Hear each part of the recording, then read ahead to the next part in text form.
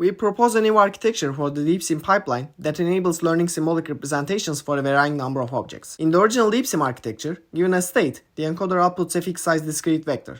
When combined with the action vector, the decoder predicts the generated effect for the executed action.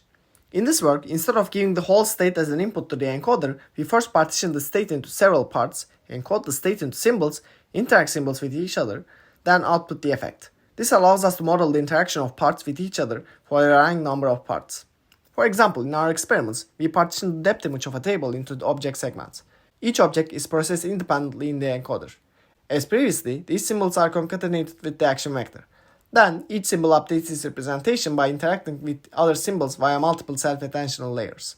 Lastly, these processed vectors are given as input to the decoder for the effect prediction of each object. In our example, the effect is the position change of objects. Here, the robot executes random actions to collect data. After data collection and training, given the depth image and the action that's going to be executed, the model can predict the generated effect, which is the position change of objects. These predictions are shown in blue lines. We see that the model not only predicts the generated effect of a single object, but can also model the relational information between multiple objects.